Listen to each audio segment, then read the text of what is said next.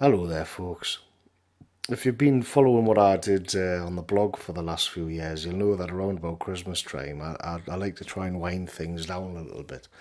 I like to put the horror and the gore and the misery and global politics and globalists and Muslims and various other groups, just put it to one side and take a look at something a little bit comfy and a little bit cozy for Christmas. And I thought this year I'd take a look at the snowman. Usually, of course, I blog about these things, but I'm making me entry onto YouTube recently, so I thought I would do a video on it. The snowman, the cartoon, is become a sort of tradition in Britain. It's part of the Christmas annual festival in Britain, and the story itself is really simple. A young boy builds a snowman, and then they have a few adventures, and then they fly north along the English Channel, and then up into across Norway, and eventually the boy meets Santa Claus, and Santa Claus he has a big sort of party with lots of other snowmen, and then the Santa Claus gives him a scarf, and they come back. And then the boy goes to sleep and he wakes up and the snowman's melted. There's nothing there but a lump of snow and the snowman's hat. And it would be easy to deconstruct the snowman as a way to say, well, how would it be done today? We could add diversity quotas. Would it be a snow woman? Would the boy's parents be gay men? Or would the boy be black? And all of that kind of thing. But again, I just want to keep all the rubbish out for a nice Christmassy video. And instead, just sort of try and wrap our heads around why is it that the snowman is so popular, and why is it that it's got that magic feeling to it in our people. Where does that come from? Especially because Christmas isn't even religious anymore, and yet the thought of Christmas it does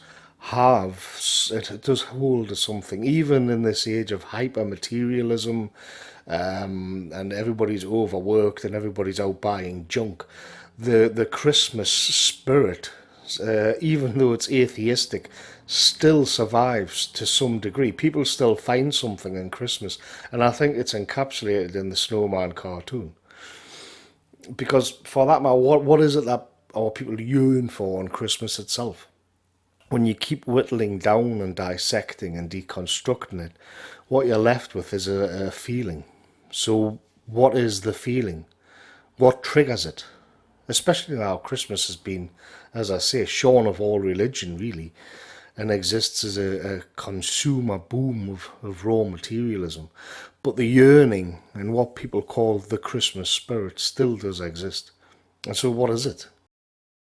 Really, all we need to do is look at the symbolism and what people want from Christmas. It's dim lights and log fires, a tumbler of whiskey, happy children unwrapping presents, snow, big roast dinners, friends, family. Well, why do Christmas trees, for example, why do Christmas trees with lights on look so pretty to us?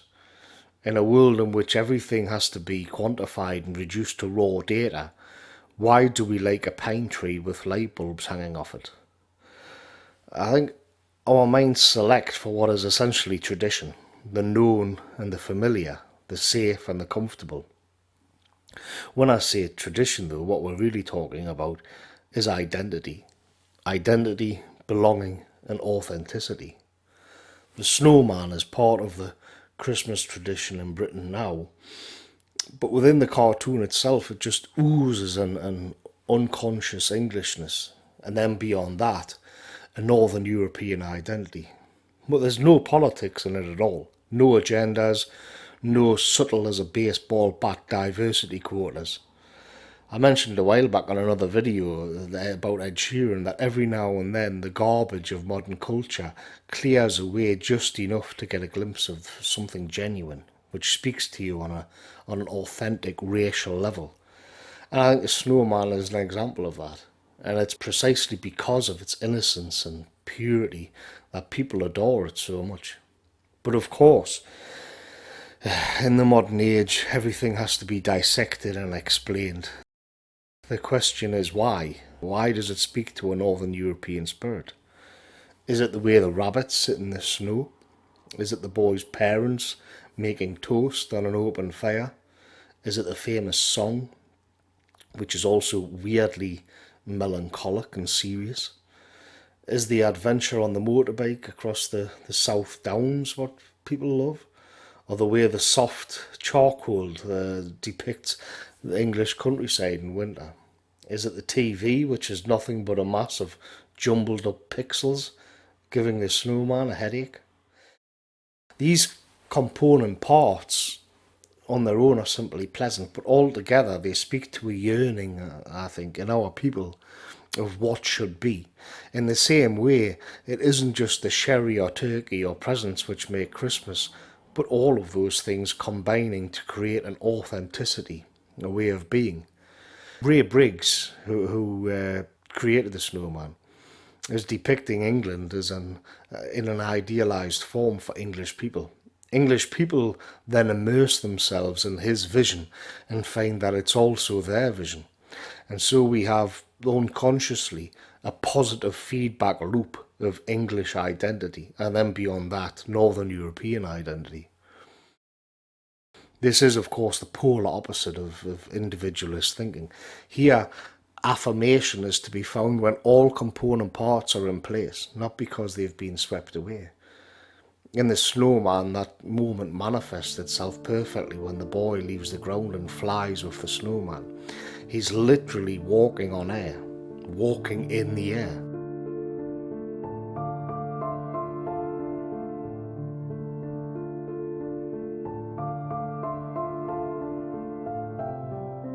The only human voice you hear in the snowman is the choir boy who sings Walking in the Air. People often say that the song is creepy and weird, and it does have a strange seriousness. It's melancholic and quite intense. But I think the problem people have is that, again, in modernity, all emotions are whittled down to a sort of retardation. Happy, sad, scared. And to hear something authentic is like trying to imagine a new colour.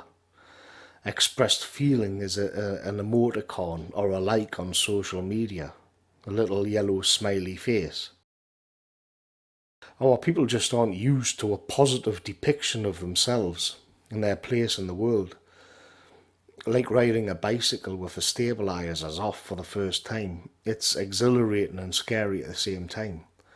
Walking in the air is the feeling of having metal calipers finally being removed from the brains of our people.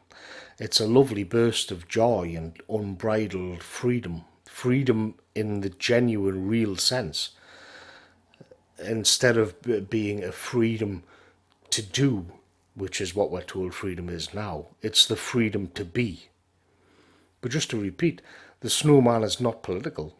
It's simply a representation of Northern Europeans by and for themselves, representing the world which resonates with them in a deep way. Imagine that the snowman probably had a budget of a few £1,000s, but resonates with people far more than a Hollywood production weighing in at $500 million. That's the power of identity. Identity is at the heart of the snowman. You dissect the modern Hollywood blockbuster, take it apart, and there's nothing there. There's no essence to it. Just a void smeared with glitz and special effects. The most haunting part of the story is when the boy and the snowman return from their trip to Santa Claus in the far north of Norway. The boy goes to sleep after a day of magic and miracles and wakes up to see the snowman has melted away. There's just a lump of snow and his hat left. Raymond Briggs has admitted that the point of it was to give a bit of tough love to young boys. The lesson is that things die and that childhood will end.